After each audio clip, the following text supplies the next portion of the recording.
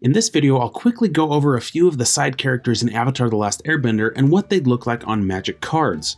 These are in no particular order, mainly from the beginning of the show, and they are just snapshots of these characters from certain moments in the show.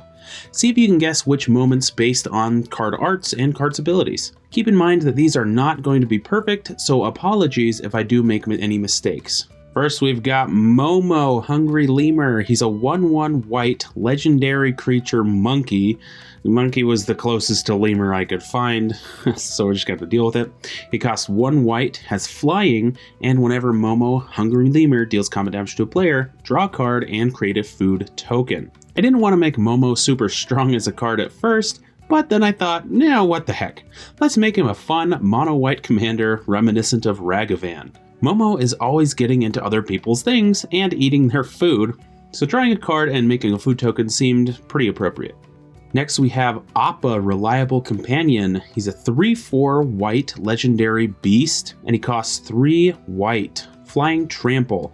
When Appa, Reliable Companion, deals combat damage to a player who controls more lands than you, search your library for a Plains card, put it onto the battlefield tapped, then shuffle. Appa is Aang's reliable steed. This is just a snapshot of him from early in the show and doesn't contribute much as a character as he does later, if that makes sense. Not that he doesn't contribute a lot to the show, he just has more depth in the second and third seasons. I love this land ability, and the ability to search for any plains is characteristic of the gangs roaming around the world and searching for any kind of land. I did have to keep it within Wizard's current white boundary limit, so I didn't break the color pie too much. Suki, Patient Instructor. She's a 1/1 white and green legendary human samurai warrior. She costs 2 white green. She's got Bushido 2, and when Suki, Patient Instructor enters the battlefield, you create 2 colorless equipment artifacts named Warrior's Fan onto the battlefield. They have, when Warrior's Fan enters the battlefield, attach it to target creature you control,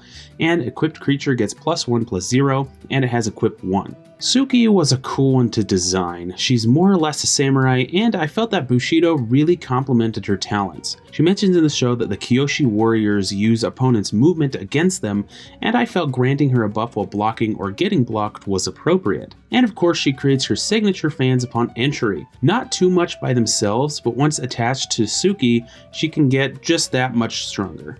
Princess Yue, 1/1 blue legendary human moonfall. See what I did there? She cost 1 and a blue. When Princess Yue dies, if it was a creature, return it to the battlefield. It's an aura enchantment with enchant land you control. An enchanted land has tap to add colorless. Yue was kind of simple in my opinion and didn't get very fleshed out in the show as characters go. She wasn't in that many episodes, so it makes sense. But I stole this idea from Imprison on the Moon and Old Growth Troll, as if they were combined. She acts as a very good blue mana ramp in my opinion, and she would be great in any aura deck. King Boomy, 2/2 green legendary human. He costs 3 green. He's got trample, and when King Boomy attacks, you roll a d20. On a 1, you create a food token. 2 through 9 create Flopsy, a legendary 3/2 green beast creature token that's tapped and attacking. On 10 through 19, King Boomy gets +5/+5 until end of turn. And on a 20, you get Mad Genius. You draw a card for each creature you control. I had quite the time figuring out Boomy, but with the help of my wonderful wife and a very late night, we came up with something that fits him. During Aang's challenges with this old geezer, nothing is straightforward.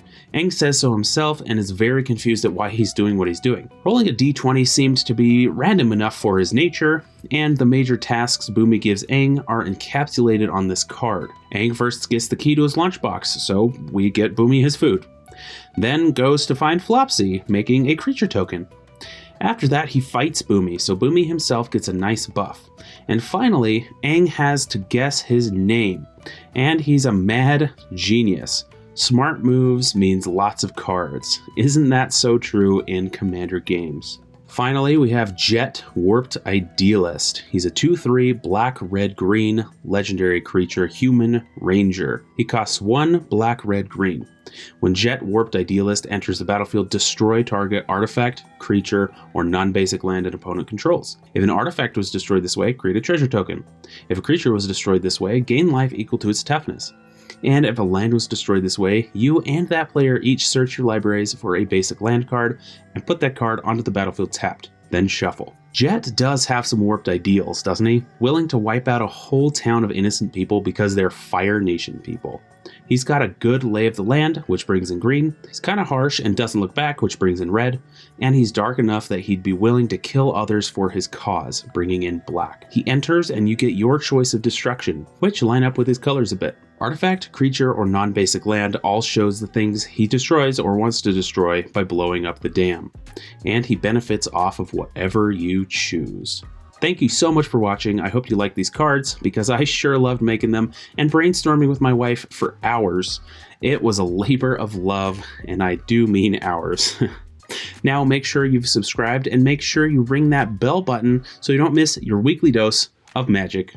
To support this channel, visit the TCGplayer affiliate link in the description below. And if you want to support the channel directly, visit patreon.com/ManfredPlusMagic. As a patron, you'll have access to the community Discord where you can talk with myself and other friends about all things magic. And you'll find even more benefits for each tier, starting at $1 as a copper.